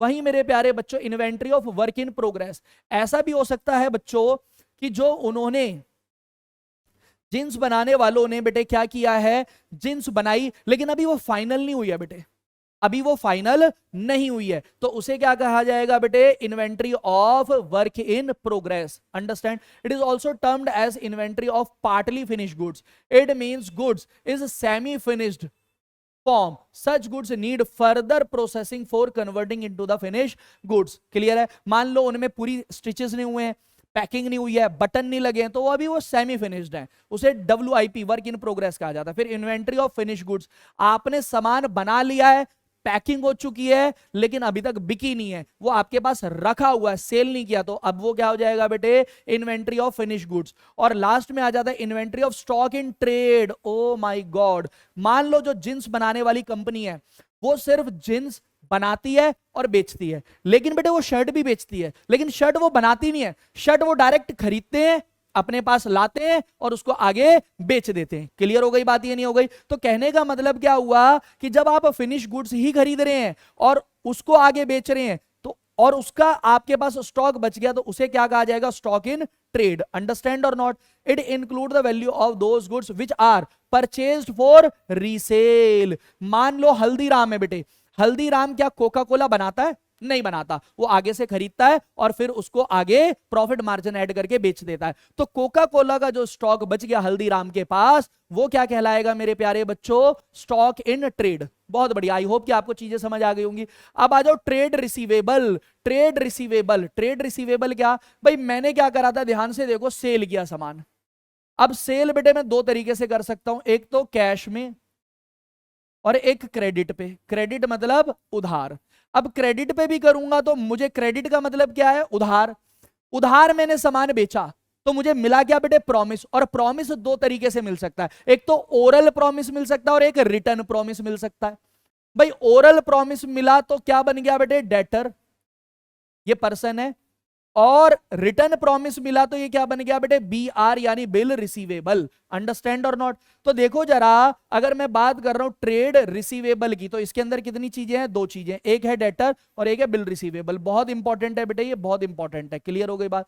तो देखो, trade receivable refer to the amount receivable on account of sale of goods और services rendered by the company in the normal course of business. Clear हो गई बात, ये नहीं हो गई? ये रिसीवेबल है, प्रॉमिस मिला है, फ्यूचर में अमाउंट रिसीव होगा 2 महीने 3 महीने बाद। और ये एक डेटर है, डेटर क्या है बेटे, ओरल प्रॉमिस है। और जो आप बिल रिसीवेबल है ये क्या है बच्चों, रिटर्न प्रॉमिस है। देखो मेरे प्यारे बच्चों, डेटर, डेटर क्या होते हैं, ये बाबू भैया को देखो बार बार कहते हैं पैसा नहीं है रे कल आना। तो देखो the term debtor represent those person or firm to whom goods have been sold or services rendered on credit. Credit मतलब अभी बता दिया आपको क्या, आज नगद कल उधार, यानी उधार। And payment has not been received from them, they still owe some amount to the business. अभी भी बिजनेस का कुछ अमाउंट उन्होंने ले रखा है, यानी उनको अभी बिजनेस का पैसा देना है। ये क्या कहलाएगा मेरे प्यारे बच्चों, डेटर कहलाएगा। एग्जाम्पल मैंने बता दिया, if goods worth ₹50,000 have been sold to Mohan on credit, he will continue to remain the debtor of the business so long as he does not make the full payment। तब तक वो business का debtor रहेगा जब तक वो बेटे business का पैसा दे नहीं देगा। आगे देखो बेटे, बिल रिसीवेबल, बिल रिसीवेबल मान लो आपका क्या है बेटे, आपने किसी को, अक्षय कुमार जी को सामान बेच दिया, ठीक हो गई बात, ये नहीं हो गई, और आपने कहा भाई मेरे को आप पैसा कब दोगे, कह रहे 3 महीने में दूंगा। मैंने कहा नहीं, मुझे यकीन नहीं है, लिख के दो, रिटर्न प्रॉमिस दो। कैसा प्रॉमिस दो, रिटर्न। तो ये क्या कहलाएगा बेटे, बिल रिसीवेबल। अंडरस्टैंड। देखो यहां पर क्या होगा, एक ये बिल बन जाएगा, जिसने सेल किया है उसमें वो सारी टर्म्स एंड कंडीशन लिखेगा, क्लियर हो गई बात, और जिसको बेचा है उससे कहेगा भाई यहां पर आप अपने क्या करो भाई, साइन करो और वापस हमें दे दो। इसमें सारी टर्म्स एंड कंडीशन लिखी जाएगी कि अगर आपने सही टाइम पर पैसा नहीं दिया तो आपसे हम इतना % का ब्याज लेंगे और कल को आपके ऊपर हम कोर्ट में केस भी कर सकते हैं, सारी चीजें लिखी होंगी।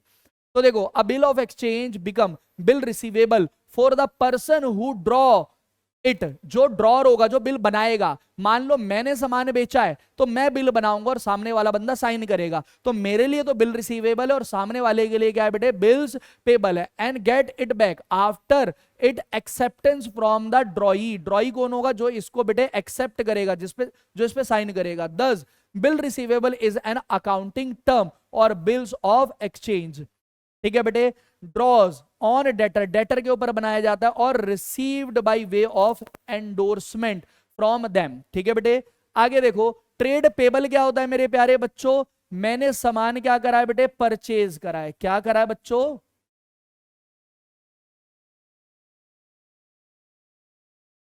परचेज करा है। और परचेज कैसे करा है बच्चों, परचेज करा है क्रेडिट पे, यानी उधार। अंडरस्टैंड और नॉट। तो अगर ओरल प्रॉमिस दे रहा हूं सामने वाले को तो क्या बन गया बेटे, मैं उसका क्रेडिटर, सामने वाला क्या बन गया, मेरा क्रेडिटर। और अगर रिटर्न प्रॉमिस है तो क्या बन गया, बीपी, यानी बिल्स पेबल, ठीक है बेटे। तो देखो, trade payable is the amount payable on accounting of goods purchase और सर्विस टेकन, या तो गुड्स परचेज करिए या सर्विस लिए, नॉर्मल कोर्स ऑफ बिजनेस में। एक क्या होता है बच्चों यहां पर, क्रेडिटर होता है, और एक क्या होता है आपका, बिल्स पेबल। मैंने बता दिया, ओरल प्रॉमिस होगा तो क्रेडिटर और रिटर्न प्रॉमिस होगा तो बिल्स पेबल। तो आप देख सकते हैं क्रेडिटर कौन होते हैं मेरे प्यारे बच्चों, देख रहे हो, ओ स्त्री कल आना, यानी ओ क्रेडिटर कल आना, है ना भाई। पैसा देना है तो बंदे लटका देना कि कल आना कल आना, ठीक। तो the term creditor represent those person or firm from whom goods have been purchase, जिससे परचेज करा है सामान और सर्विस ऑन क्रेडिट, क्लियर है। And payment has not been made to them, और अभी तक उनको हमने कुछ अभी तक पैसा पे नहीं करा। एग्जाम्पल देख लो, एग्जाम्पल देख लेंगे बच्चों यहां पर। कहता है if goods worth ₹50,000 are purchased from Govind, Govind से खरीदी है, on credit he will continue to be remain the creditor of the firm so long as the full payment not made to him, जब तक पूरा पैसा नहीं दे देंगे। उसके बाद आ गया बिल्स पेबल, वही मैंने बता दिया, ये क्या है बच्चों, रिटर्न, रिटर्न प्रॉमिस दे दिया, लिखित में प्रॉमिस दे दिया, तो क्या बन गया बेटे, ये भाई हमने सामान खरीदा किससे, गोविंद से। मैंने कहा गोविंद जी आपको 3 महीने में मैं पैसा दे दूंगा। गोविंद कह रहा है नहीं भाई, मुझे आप पे भरोसा नहीं है, आप ऐसा करो मुझे लिख के दो। ठीक है, मैं एक एग्रीमेंट बना रहा हूं, इसमें सारी टर्म्स एंड कंडीशन में लिखूंगा कि इतना आपको मैंने सामान बेचा है और आप मुझे इतनी तारीख को पैसा पे कर दोगे। अगर आपने मुझे पैसा पे नहीं किया तो मैं इतने % का आपसे ब्याज लूंगा, और फिर भी आपने नहीं किया तो मैं कोर्ट में आपके खिलाफ केस कर दूंगा और आपकी संपत्ति बिकवा कर आपसे पैसा लूंगा। इस पे मैं साइन कर दूंगा तो मैं उसका वो बिल ऑफ एक्सचेंज उसके लिए, गोविंद के लिए बिल रिसीवेबल बन गया और मेरे लिए क्या बन गया, लाइबिलिटी यानी बिल्स पेबल, क्योंकि मैंने उसको एक्सेप्ट किया, मैंने रिटर्न में प्रॉमिस दिया है। ठीक है बेटे, तो आप देख लेंगे बिल ऑफ एक्सचेंज, यानी जो बिल ऑफ एक्सचेंज बच्चों क्या होता है, of exchange become bills payable for the person who accept it, यानी ड्रॉई मैंने एक्सेप्ट किया है, and return it to the drawer, और गोविंद ने बनाया था तो उसके लिए वो क्या हो गया, ड्रॉर, उसके लिए बिल रिसीवेबल है। 10 बिल्स पेबल, देखो सेम पेपर का पीस होता है, एक के लिए बिल रिसीवेबल है जिसने बनाया है, और एक के लिए बेटे बिल्स पेबल है जिसने उसे एक्सेप्ट किया है, साइन किया है। Is an accounting term for bills of exchange accepted in favour of creditor, the amount specified in such bill is payable to a future date. Understand और नॉट। फिर voucher बेटे, वाउचर क्या होता है, ये सोर्स डॉक्यूमेंट होते हैं बेटे, सोर्स डॉक्यूमेंट होते हैं,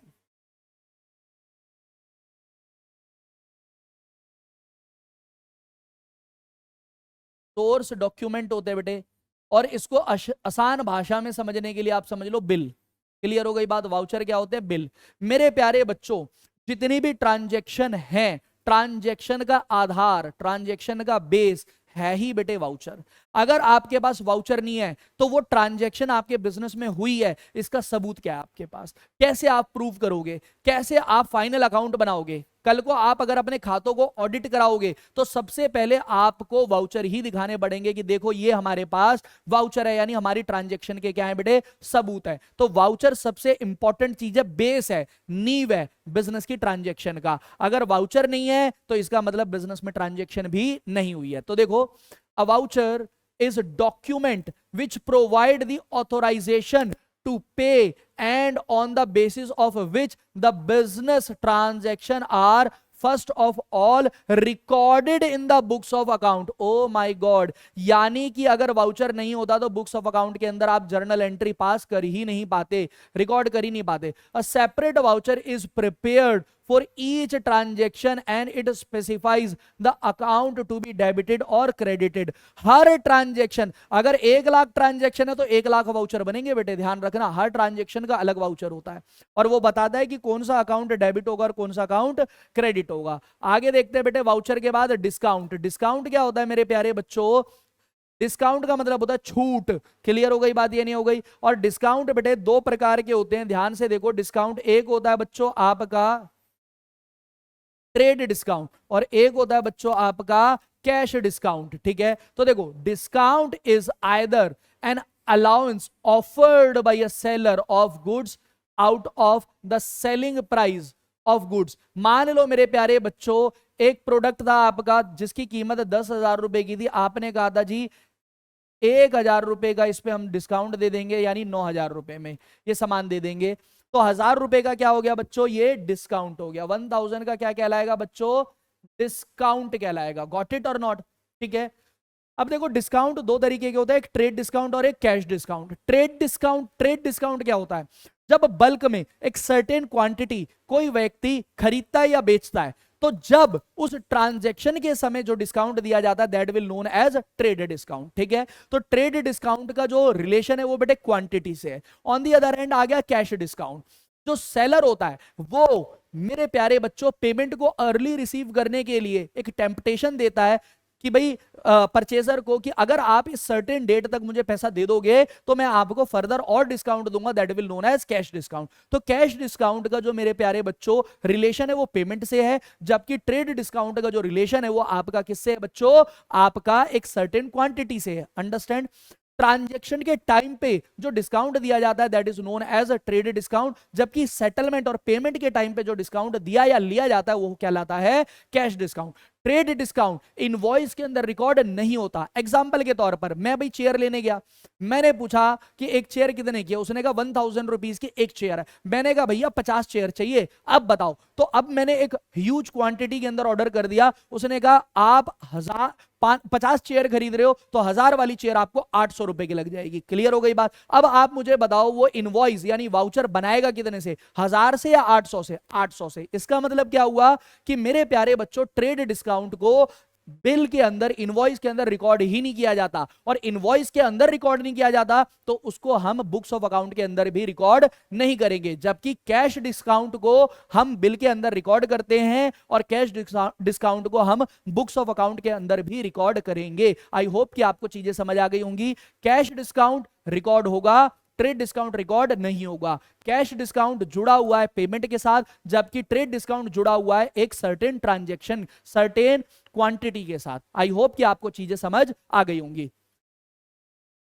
तो देखो, और ट्रेड डिस्काउंट क्या है? A trade discount is reduction in the listed price of goods that is given by a seller to a buyer. एक लिस्टेड प्राइस होती है, आप गए होगे कि कई बारी दुकान पे तो आपने देखा होगा ना, एक प्राइस टैग लगा होता है उसके ऊपर, उसे लिस्ट प्राइस कहते हैं। At the time of purchase usually at encourage bulk buying, bulk मतलब होता है ज्यादा, और टू रिवॉर्ड रेगुलर कस्टमर। ठीक है, वहीं कैश डिस्काउंट क्या होता है? Cash discount is the reduction in the invoice amount given by the seller to buyer for making early, early मतलब जल्दी, और प्रॉम्प्ट पेमेंट, जल्दी पेमेंट रिसीव करने के लिए जो दिया जाता है। आगे देखते हैं बच्चों, रिबेट क्या होता है बेटे? रिबेट होती है बच्चों छूट। रिबेट क्या होती है? छूट। क्या होता है? आपने भाई ऑर्डर किया, एक सर्टेन क्वांटिटी खरीद ली, उस समय एक ट्रेड डिस्काउंट मिल गया, लेकिन जो आपको सैंपल दिखाया गया था, जो आपको क्वालिटी दी गई थी, वो क्वालिटी जब आपने सामान आपके पास डिलीवर हुआ तो आपने देखा कि टोटल 2 लाख रुपए का सामान खरीदा था, जिसमें से 20,000 रुपए का सामान एज पर सैंपल नहीं है, एज पर क्वालिटी नहीं है, या फिर डैमेज क्वालिटी का। आपने फोन किया किससे? जिससे खरीदा है, कि भैया ये सामान जो है बिल्कुल सही नहीं है, जो आपने सैंपल दिखाया था और जो मुझे डिलीवर हुआ है इसमें फर्क है, मुझे ये आपका सामान नहीं चाहिए, मैं इसे वापस कर रहा हूं। सामने वाला बंदा कहता है कोई नहीं, आप एडजस्ट कर लो, ऐसा करो, जो भी था उसमें 20% का आपको हम छूट दे देंगे। तो ये क्या कहलाएगा बेटे? रिबेट। क्लियर हो गई बात? ये नहीं हो गई? तो रिबेट का जो रिलेशन हो गया वो किससे हो गया बेटे? क्वालिटी से रिलेशन हो गया। अंडरस्टैंड और नॉट? हाँ जी। तो देखो, it is a reduction in the value of goods sold allowed by the seller after the goods have been sold. It is allowed by the seller for the reason other than which trade discount and cash discount are allowed. Trade discount और cash discount जिस चीज के लिए मिला था उसको छोड़कर, जैसे मैंने क्वालिटी वाला एग्जांपल दे दिया, उसके लिए ट्रेड डिस्काउंट या रिबेट बेटे मिलता है। ठीक है, अब आ जाओ बैड डेब्ट्स। मेरे प्यारे बच्चों, बैड डेब्ट्स तो कॉमर्स के बच्चों के लिए वैसे भी क्या है? गाली है। ठीक है, गाली के तौर पर यूज किया जाता है, कैंडिड वे में बोल रहा हूं। क्या होता है? हम अपने दोस्त को बोलते हैं कि तू तो हमेशा बैड डेब्ट्स ही रही हो भाई, पार्टी मांग ली, अरे यार पैसा नहीं है, तू तो हमेशा बैड डेब्ट्स ही रही हो। क्लियर हो गई बात? या नहीं हो गई? बैड डेब्ट्स वो पर्सन होता है, वो डेटर होता है जिससे हमें पैसा लेना था, लेकिन अब वो पैसा देने की स्थिति में नहीं है। कोर्ट ने अपना फैसला सुना दिया कि ये इंसॉल्वेंट है और ये लायक ही नहीं है पैसा देने के, तो अब जो वो पैसा हमें मिलना था, अब वो पैसा इररिकवरेबल हो गया, यानी अब वो पैसा मिल नहीं पाएगा। That will considered as bad debts. I hope कि आपको चीजें समझ में आ रही है। It is the amount that has been become irrecoverable from the debtor. It is a business loss and debited to profit and loss account as an expense. ये business का लॉस हो गया। शाहरुख भाई कह रहे हैं काली क्यों दे रहा है? ठीक है बेटे, तो अब आ जाओ इंसॉल्वेंसी। देख रहे हो बेटे, पॉकेट देख रहे हो, जेब खाली है। क्या हुआ? एक हमारा डेटर था। इंसॉल्वेंट वो पर्सन होता है जिसने, हिंदी में कहते हैं दिवालिया। दिवालिया कौन होता है? जिसने ज्यादा दिवाली बना ली हो। अरे नहीं नहीं बेटे, वो दिवालिया नहीं होता। दिवालिया का मतलब क्या होता है मेरे प्यारे बच्चों? वो पर्सन जिसके पास पर्सनल स्टेट भी नहीं है, पर्सनल संपत्ति भी नहीं है बिजनेस के एक्सपेंसेस को पे करने के लिए, और ये खुद से वो नहीं कह सकता कि मैं इंसॉल्वेंट हो गया हूं। कोर्ट फैसला सुनाता है कि ये व्यक्ति क्या हो गया भाई? इंसॉल्वेंट हो गया। अंडरस्टैंड और नॉट? कोर्ट छानबीन करेगा, देखेगा, प्रशासन छानबीन करेगा, और तब जाके फैसला दिया जाता है कि ये व्यक्ति क्या हो चुका भैया? इंसॉल्वेंट हो चुका है। अ पर्सन और enterprise which is not in a position to pay its डेप्ट इज कॉल्ड इंसॉल्वेंट। वो अपने कर्जे पे करने की स्थिति में नहीं है, उसके पास कोई संपत्ति नहीं है, तो वो व्यक्ति क्या कहलाता है? इंसॉल्वेंट। सर ऐसे तो हर कोई कह देगा कि भाई मैं इंसॉल्वेंट हूं। हर कोई बहाना लगा देगा कि भाई मैं पैसा पे ही नहीं कर सकता, ऐसा नहीं होता। मैंने बताया कि भाई कोर्ट में केस होता है, कोर्ट आपको इंसॉल्वेंट या सॉल्वेंट घोषित करेगा। फिर सॉल्वेंट होता है बेटे, सॉल्वेंट अ पर्सन और enterprise which is in a position to pay its डेब्ट इज कॉल्ड सॉल्वेंट। वो बिजनेस जो अपना पैसा पे करने की स्थिति में है। अब आ जाते हैं मेरे प्यारे बच्चों रेवेन्यू। रेवेन्यू क्या हो गया? बिजनेस की, हिंदी में कह देंगे बेटे इसे कमाई, बिजनेस की कमाई। Revenue is an accounting means the income of recurring, recurring मतलब रेगुलर। एग्जांपल के तौर पर इंस्टीट्यूट अपने बच्चों को सर्विसेज दे रहा है, एजुकेशन शिक्षा की, तो उससे जो पैसा कमा रहा है दैट इज कॉल्ड रेवेन्यू। एक केक वाला केक बेचकर पैसा कमा रहा है दैट इज कॉल्ड रेवेन्यू। एक स्वीट शॉप मिठाई बेचकर पैसा कमा रहा है that is called revenue. Pizza हट पिज्जा बेच के पैसा कमा रहा है that is called revenue. Regular income, recurring income, ठीक है, नॉर्मल कोर्स ऑफ बिजनेस की income. Nature from any source, it is consist of amount received from sale of goods from services provided to customer, यानी सामान बेच के, goods बेच के या सर्विसेज देकर जो पैसा कमाया गया है दैट इज कॉल्ड रेवेन्यू। और ये नॉर्मल कोर्स ऑफ बिजनेस होता है। अच्छा, revenue from operation, revenue from operation का मतलब क्या है? नॉर्मल कोर्स ऑफ बिजनेस से जो पैसा कमाया है। तो देखो, it is the revenue earned by an enterprise from its operating activity. Operating activity मतलब सर मैंने अभी बताया नॉर्मल कोर्स ऑफ बिजनेस। जिसने पिज्जा बेच के पैसा कमाया वो ऑपरेटिंग एक्टिविटी हो गई। जिसने बेटे कपड़े बेचने वाले ने कपड़ा बेच के पैसा कमाया वो ऑपरेटिंग एक्टिविटी हो गई। It include revenue from sale of goods and revenue from sales of services. और अब देखते हैं मेरे प्यारे बच्चों, जैसा कि हमने ये चैप्टर फाइनली खत्म हो गया, आप कंप्लीट मेरे प्यारे बच्चों इसकी तैयारी करें, इस वीडियो को देखें, और जो भी आपको डाउट लग रहा है आप कमेंट बॉक्स आपके लिए खुला है, आप वहां पर अपने डाउट को बेटे रेज कर सकते हैं, आपके डाउट्स का सॉल्यूशन जरूर मिलेगा। ठीक है बेटे, आशा करता हूं, उम्मीद करता हूं कि ये लेक्चर आप लोगों के लिए, क्लास आप लोगों के लिए हेल्पफुल रही है। इस वीडियो को आप जरूर देखें, जो भी इंप्रूवमेंट की गुंजाइश है वो आप कमेंट बॉक्स में जरूर बताएं, और अपने दोस्तों तक इसको शेयर करें। चैनल को बेटे आप सब्सक्राइब करें, लाइक करें और आगे शेयर करते रहें। Thank you so much.